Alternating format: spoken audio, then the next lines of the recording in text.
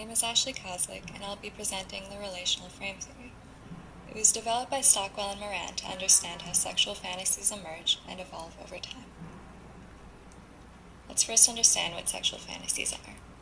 They're a series of internal thoughts and imagery that can facilitate sexual arousal and orgasm. It's important to note that they're very common and very diverse. They can be distinguished from intrusive thoughts, as fantasies are marked by active engagement for the purpose of stimulating pleasure. So unlike intrusive thoughts, they contribute to a healthy sex life. Let's look at the theory's brief history.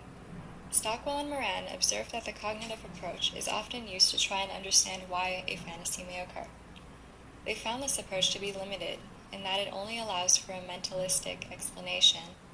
This is to say that, like other theories such as attachment orientation, we can only imagine what's currently going on in our brains as a result of our past learning experiences.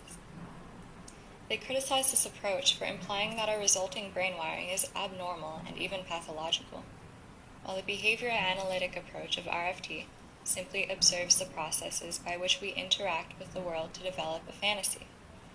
The difference between why and how is very important here, as how is based on empirical evidence rather than a judgment. It also introduces a time component where it sees the process of fantasizing as ongoing, where the individual has the power to change it. Finally, it allows for experimentation of the variables of our subjective experience of arousal and our thoughts, emotions, and sensations. A key component is that sexual fantasies emerge through both vocal and non-vocal language, such as thinking, problem-solving, and of course, fantasizing. Here we can understand language as an operant behavior. Once we respond to an outside event, the preceding events then determine the frequency that will respond again in that way. Let's look at an example. Here's a group of relational frames. It shows how our communication with the world impacts our cognition. So let's say Mary is dating John, who is a funny, dark-haired man. As a result, she relates her attraction to John to his humor.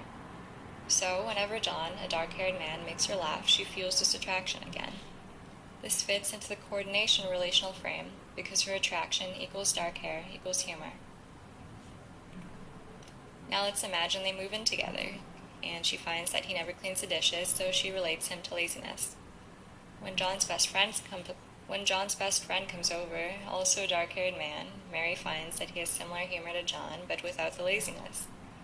So in bed that night, she thinks of John's best friend because she now relates her initial attraction to John and his humor to his best friend. Fantasizing about a partner's best friend is a very common fantasy. This happens because we have first related our feelings of attraction to the positive characteristics of our partner. The function of those characteristics is therefore arousal. So, if their best friend shares some of those characteristics, we may transfer their function onto them. They may become desirable because they possess those positive traits without the negative ones that our partner has. From here, sexual fantasies can tend to evolve.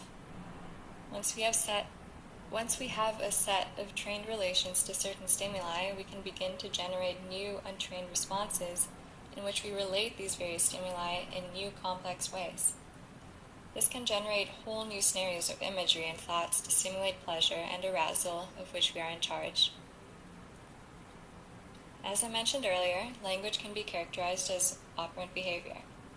We can more formally call this relational responding, which describes the formation of complex networks of stimulus relations, which in turn transforms the functions of these stimuli. From here, we can use relational frame theory to predict potential sexual fantasies, as our stimulus functions are what guide our behavior regarding new stimuli.